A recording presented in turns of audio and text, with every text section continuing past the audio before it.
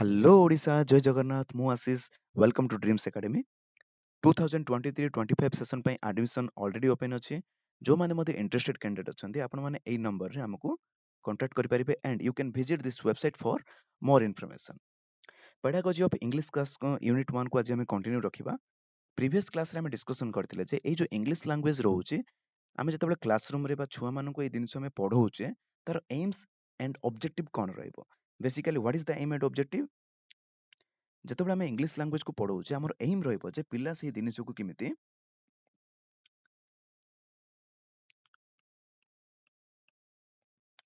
ଯେତେବେଳେ ବି ଆମେ English language କୁ କ୍ଲାସରୁମ ରେ ଆମେ one second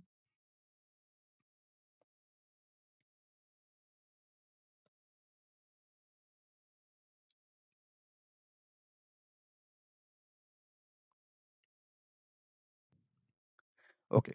ସୋ ଯେତେବେଳେ ବି ଆମେ କ୍ଲାସରୁମ ରେ ଇଂଲିଶ ଲାଙ୍ଗୁଏଜ କୁ ପଢଉଛେ ଆମ ଏଇମ କଣ ରହିବ ଯେ ପିଲା କେମିତି ସେଇ ଇଂଲିଶ କୁ ଶୁଣିବ ଲିସନ କରିବ that is L ଦେନ୍ ସେ ପିଲା କେମିତି ସେ ଇଂଲିଶ କୁ ସ୍ପିକ୍ କରିବ ଦେନ୍ ତାକୁ ରିଡ୍ କରିପାରିବ ଦେନ୍ ତାକୁ ରାଇଟ୍ କରିପାରିବ ତାକୁ କଣ କୁହାଯାଏ LSRW listening speaking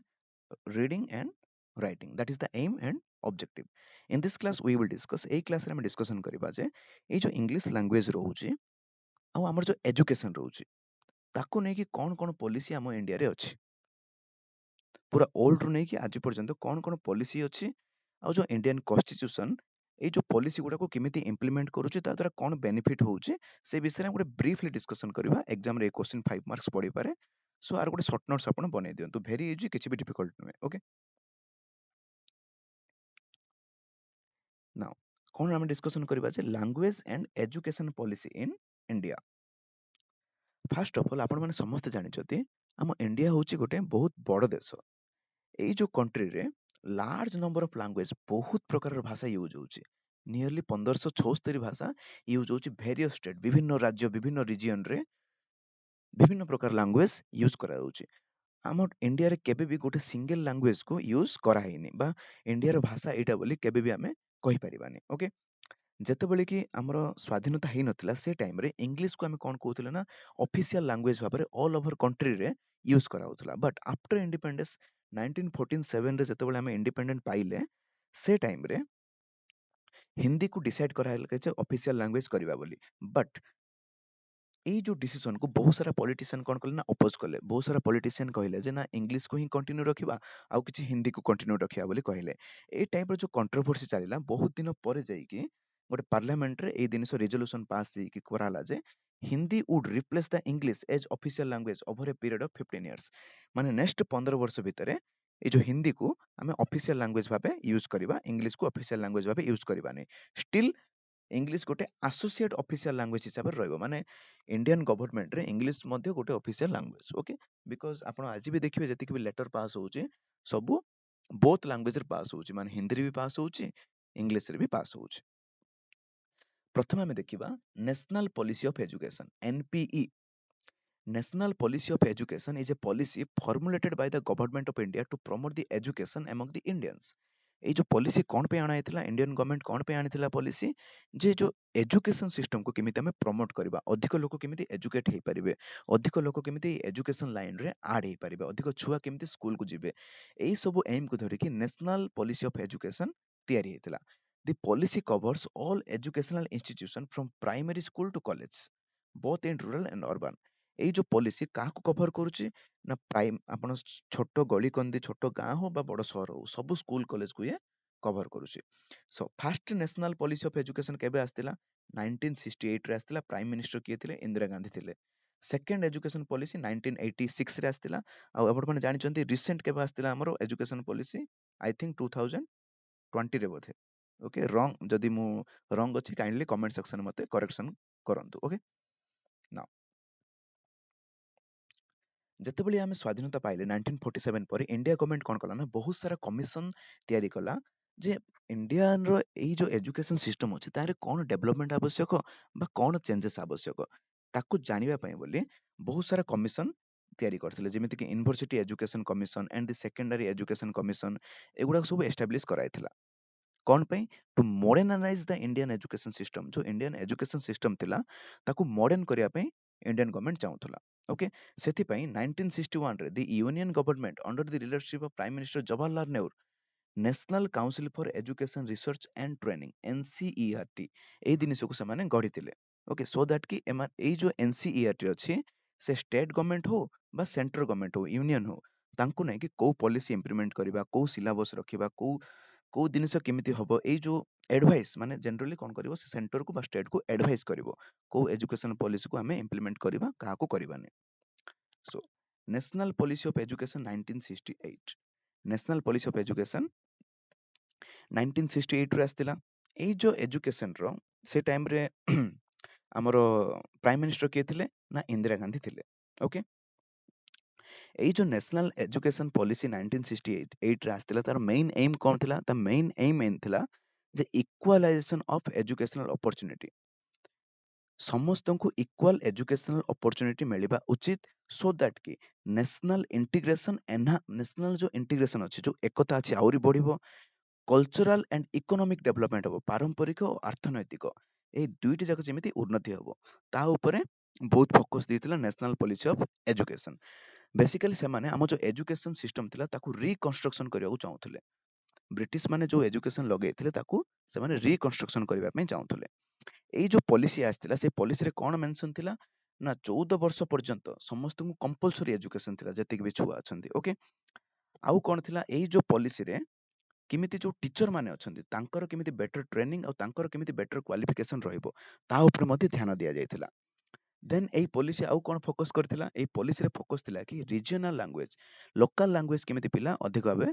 ପଢିବେ ତା ସହିତ ହିନ୍ଦୀ ମଧ୍ୟ ସବୁ ସ୍କୁଲ ସବୁ କଲେଜରେ ସବୁ ଇଣ୍ଡିଆନ କଲେଜରେ ପଢିବା ପାଇଁ ବାଧ୍ୟତାମୂଳକ ଥିଲା ମାନେ କମନ ଲାଙ୍ଗୁଏଜ ଗୋଟେ ରଖିବା ପାଇଁ ବାଧ୍ୟତାମୂଳକ ଥିଲା ଆଉ ସେମ ଟାଇମରେ ସାଂସ୍କ୍ରିଟ ଲାଙ୍ଗୁଏଜକୁ ମଧ୍ୟ ସେମାନେ ଆଡ ରଖିଥିଲେ ଏଇ ପଲିସିରେ ସୋ ଦ୍ୟାଟ କି ଆମର ଯୋଉ ପୁରୁଣା ପାରମ୍ପରିକ ଅଛି ହେରିଟେଜ ଅଛି ସେଟା ଯେମିତି କଣ୍ଟିନ୍ୟୁ ରହିବ ସେ ଜିନିଷ ମଧ୍ୟ ଏ ନ୍ୟାସନାଲ ଏଜୁକେସନ ପଲିସି ଧ୍ୟାନ ଦେଇଥିଲା ଓକେ ଏବେ ଆମେ ଦେଖିବା ନେକ୍ସଟ ଯୋଉ ଏଜୁକେସନ ପଲିସି ଆସିଥିଲା 1986 ରେ ଏଠି ମଧ୍ୟ ଆକ୍ଚୁଆଲି ଆମେ ଦେଖିବାକୁ ଗଲେ ସେମ୍ ଏମ୍ ଥିଲା କିନ୍ତୁ ଲିଡର କିଏ ଥିଲେ ରାଜୀବ ଗାନ୍ଧୀ ଥିଲେ ଆଙ୍କର ଏମ୍ କଣ ଥିଲା ଏଇ ଯୋଉ ପଲିସି ଅଣା ହେଇଥିଲା ଏଇ ଯୋଉ ନ୍ୟାସନାଲ ଏଜୁକେସନ ପଲିସି 1986 ରେ ପ୍ରାୟୋରିଟି ଥିଲା ଯେ ଡିସ୍ପେରିଟିକୁ ତାଙ୍କେ କାଢିବେ ଡିସ୍ପେରିଟି ମାନେ ଟିକେ ତ ଉଚ୍ଚ ନିଚ ଭେଦଭାବ ଥିଲା ଯେ ଯଦି ଗୋଟେ ଉଚ୍ଚ ଘରର ଶ୍ରେଣୀକୁ ଅଧିକ ଏଜୁକେସନ ତଳ ଘରର ଶ୍ରେଣୀକୁ କମ ଏଜୁକେସନ ଏଇ ଜିନିଷକୁ ସେ ଡିସିଆପିୟର କରିବାକୁ ଚାହୁଁଥିଲେ ଇକ୍ୱାଲାଇଜ କରିବା ପାଇଁ ଚାହୁଁଥିଲେ SC ST ଯୋଉ ଜନସୂଚିତ ଜାତି ମାନେ ଅଛନ୍ତି ସେମାନଙ୍କୁ କେମିତି ଅଧିକ ଅପରଚ୍ୟୁନିଟି ମିଳିବ ଓକେ କେମିତି ସ୍କଲାରସିପ ଗୁଡାକ ସମସ୍ତଙ୍କୁ ମିଳିପାରିବ ଆଡଲ୍ଟ ଏଜୁକେସନ କେମିତି ବଢିବ ଯୋଉମାନେ କି ମାନେ ଗରିବ ଶ୍ରେଣୀର ବ୍ୟକ୍ତି ଥିଲେ ସେମାନଙ୍କୁ କିଛି ଆମାଉଣ୍ଟ ମଧ୍ୟ ଦିଆଯାଉଥିଲା ସୋ ଦ୍ୟାଟ କି ସେମାନେ ପିଲାମାନଙ୍କୁ ରେଗୁଲାରଲି ସ୍କୁଲକୁ ପଠେଇବେ ଓକେ ଚାଇଲ୍ଡ ସେଣ୍ଟର୍ଡ ଆପ୍ରୋଚ ମାନେ ଯୋଉଠି କି ପିଲା ପାଠ ଶିଖିପାରିବ ଓକେ ଅପରେସନ ବ୍ଲାକବୋର୍ଡ ଟାଇପର ବହୁତ ସାରା ଏଇ ପଲିସି ଇମ୍ପ୍ଲିମେଣ୍ଟ ହେଇଥିଲା ଆଉ ସେ ଟାଇମରେ Indira Gandhi national open university ସମସ୍ତେ ଜାଣିଥିବେ ଯାହାକୁ ଆମେ ଇଗ୍ନୋ ବୋଲି କହୁଛୁ ତାହା ମଧ୍ୟ ଏଷ୍ଟାବ୍ଲିଶ ହେଇଥିଲା 1985 ରେ ଆଚ୍ଛା ଏଇ ଯୋଉ 1986 ରେ ଯୋଉ ପଲିସି ଆସିଥିଲା ତାର ମେଇନ ଏମ୍ କଣ ଥିଲା ମେଇନ ଏମ୍ ଥିଲା ୟୁନିଭର୍ସାଲାଇଜ ଦ ଏଲିମେଣ୍ଟାରୀ ଏଜୁକେସନ ମାନେ ଯୋଉ ପ୍ରାଇମେରୀ ଏଜୁକେସନ ଥିଲା ଅଲ ଇଣ୍ଡିଆରେ ଗୋଟିଏ ଟାଇପର ପଢେଇବା ପାଇଁ ସେମାନେ ଚିନ୍ତା କରିଥିଲେ ଓକେ ଆଡଲ୍ଟ ଲିଟରେସିକୁ କେମିତି ଆମେ ଇନକ୍ରିଜ କରିପାରିବା ଓକେ ସ୍କୁଲ ଆସିଲା ପରେ ଯୋଉ ଡ୍ରପ ଆଉଟ୍ ପଢି ଯାଉଛନ୍ତି ତାକୁ କେମିତି ଆମେ କମେଇ ପାରିବା ନନ୍ ଫର୍ମାଲ ଏଜୁକେସନକୁ କେମିତି ଆମେ ଇନକ୍ରିଜ କରିପାରିବା କୋଣରୁ ଅତି କୋଣ ପର୍ଯ୍ୟନ୍ତ ଦେଶର କୋଣରୁ ଅତି କୋଣ ପର୍ଯ୍ୟନ୍ତ କେମିତି ଏଜୁକେସନ ପହଞ୍ଚିବ ସେ ବିଷୟରେ ମଧ୍ୟ ସେମାନେ ଏଇ ପଲିସିରେ ମେନସନ କରିଥିଲେ ରିମୋଟେଷ୍ଟ ମାନେ ସବୁଠୁ ଯୋଉ ଅଞ୍ଚଳ କି ଆମେ କଣ କହନ୍ତି ଯୋଉ ଜାଗାକୁ ଆମେ ପହଞ୍ଚି ପାରିବାନି ସେଇ ଅଞ୍ଚଳକୁ ଆମେ ରିମୋଟେଷ୍ଟ ଏରିଆ ବୋଲି କହନ୍ତି ଆଚ୍ଛା ସାଇଲେଣ୍ଟ ଫିଚର୍ସ କଣ ଥିଲା ଏଇ ଯୋଉ ନ୍ୟାସନାଲ ଏଜୁକେସନ ପଲିସିରେ ମେଇନ ଫିଚର୍ସ କଣ ଥିଲା ମେଇନ ଫିଚର୍ସ ଥିଲା ଯେ କମନ ଏଜୁକେସନାଲ ଷ୍ଟ୍ରକ୍ଚର ଅଲ ଇଣ୍ଡିଆରେ କମନ ସିଲାବସ ରହିବ ଓକେ ଦେନ୍ ଫୋକସ କାହାକୁ ରହିବ ନା ହିଷ୍ଟ୍ରି ଉପରେ ଫୋକସ ରହିବ ଓକେ ଆମର ଯୋଉ ସମ୍ବିଧାନ ଉପରେ କିଛି ଫୋକସ ରହିବ ତାପରେ ଅନ୍ୟ ଯାହା ବି ଜିନିଷ ଅଛି ଯୋଉଟା କି ଆମ ନ୍ୟାସନାଲ ଆଇଡେଣ୍ଟିଟି ଆମ ଭାରତର ପରିଚୟକୁ ସେ ଦେଖାଉଥିବ ସେଇ ଜିନିଷ ପ୍ରତି ଟିକେ ଅଧିକ ଧ୍ୟାନ ଦେଲେ ସିଲାବସ ଉପରେ ଆଚ୍ଛା ଏଇଟା ତ ଥିଲା ନ୍ୟାସନାଲ ପଲିସି ଉପରେ ଲାଙ୍ଗୁଏଜ ଉପରେ କଣ ପଲିସି ଥିଲା ଲାଙ୍ଗୁଏଜ ଉପରେ ଏ ନ୍ୟାସନାଲ ଏଜୁକେସନ ପଲିସି ଯୋଉ 1986 ରେ ଆସିଥିଲା ଲାଙ୍ଗୁଏଜ ଉପରେ କଣ ସବୁ ରୁଲ୍ସ ଥିଲା ସେଠି ଲେଖା ହେଇଥିଲା ଯେ ରିଜନାଲ ଲାଙ୍ଗୁଏଜକୁ ଟିକେ ଅଧିକ ଫୋକସ ଦିଆହବ ଷ୍ଟ୍ରେଂଥେନ କରାହବ okay regional language has to be made medium of instruction classroom ହଉ କଲେଜ ହଉ ୟୁନିଭର୍ସିଟି ହଉ लोकल लैंग्वेज रे ही सेमाने पढ़ाया पई एठी डिसाइड कराइथिला एई पॉलिसी रे ओके तापर हिंदी को गोटे कंपलसरी सब्जेक्ट हिसाब रे रखिया पई मध्य डिसाइड कराइथिला सो दैट कि हम ऑल इंडिया रे गोटे लैंग्वेज को हमें यूज करि परिबा okay teaching English has to be continue as a language of science and technology को पढ़िया पई बोली इंग्लिश लैंग्वेज को हमें कंटिन्यू रखिया को पड़िथिला तापर देखिबा थ्री लैंग्वेज फार्मूला होची बहुत सहज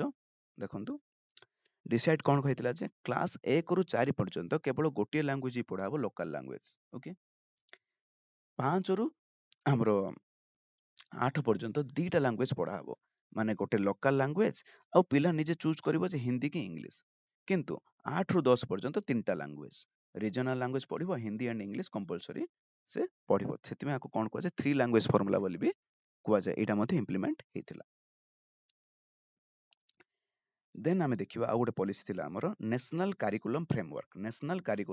फ्रेमवर्क 2009 अच्छा the NCF 2009 deals with the teacher education actually जो NCF टीचर मानक एजुकेशन उपरे माने से एगुडा को से गवर्न करथुले इट वाज पब्लिश्ड बाय कहा द्वारा पब्लिश हेतिला NCTE national council for teacher education आपण माने जानिथिबे आपण कॉलेज को की एफिलिएट करूची NCTE ही एफिलिएट करूची माने एई कॉलेज टी प्रॉपर पाठ पढे के टीचर तयारी करि पारुची कि नै ताको के गाइड करिवो NCTE ही गाइड करिवो बा सी होची एडवाइजरी बॉडी से एडवाइस करिवो ओके सो प्राइमरी टीचर पे कोन पॉलिसी थिला से टाइम रे जो नेशनल करिकुलम फ्रेमवर्क सेतिर थिला जे प्लस 2 होची सफिशिएंट क्वालिफिकेशन नाही प्राइमरी माने 3 रु 8 को पढाया पई बोली आउ टिके उच्चा करिया पई सिटी प्लान कराइथिला 4 ईयर इंटीग्रेटेड जो हमरो बीएससी बीडी से टाइम रे ही आनिया पई प्लान रखा जाइथिला ओके ए स्पेशल डिग्री और post degree program in primary teacher education may be planned और इम्प्लीमेंटेड माने किछि गोटे स्पेशल डिग्री बा post degree program primary teacher मानक पई रखिया पई भी प्लान करा जाइथिला however the present 2 year diploma in education model after 12 years of schooling may be continued माने आपण प्लस 2 पढिला परे सिटी करि परिबे एई दिनस भी मेंशन अछि सेकेंडरी जोटा कि बीडी कॉलेज ओके देखंतु सेई टाइम रे ही से माने नोट करथिले जे ए जो बीडी कोर्स गुडा को कमर्शियलाइज हे जाउछ माने प्राइवेट बीएड जति हे जाउछ प्राइवेट सेथि पई जो कथारी कमिशन थिला से कोन डिसाइड कला जे एई जो बीएड प्रोग्राम को हमें गोटे वर्ष न करिके 2 ईयर करिया पई डिसाइड कराइथिला सेति पई 2014 और 15 बेस टू बीएड टा कोन हला ना 2 ईयर कोर्स हे गला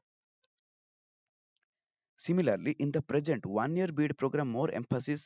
okay so 1 year BEd program को उठिया पई से प्लान करथिले देन 2 ईयर बीएड प्रोग्राम रे से इंटर्नशिप वर्क को जोटा कि प्रैक्टिकल वर्क को से माने बेसी फोकस करिया पई चेष्टा କରିଥିଲେ ବଟ୍ ଆପଣମାନେ ଜାଣିଛେ କେମିତି ବିଏଡ୍ କମ୍ପ୍ଲିଟ୍ ହେଉଛି ଆପଣମାନେ ତ ଭଲସେ ଜାଣିଛନ୍ତି ଓକେ ସୋ ଆଇ ହୋପ୍ ଆପଣମାନଙ୍କୁ ଏଇ କ୍ଲାସଟି ଭଲ ଲାଗିଥିବ ବହୁତ ହି ଇଜି ଥିଲା କିଛି ସର୍ଟ ନୋଟ୍ସ ବନେଇ ଦିଅନ୍ତୁ ଏଥିରେ ପରୀକ୍ଷାରେ ଆପଣଙ୍କୁ 5 ମାର୍କ କ୍ୱେଶ୍ଚିନ୍ ଆସିପାରେ thanks for watching this video Jai Jagannath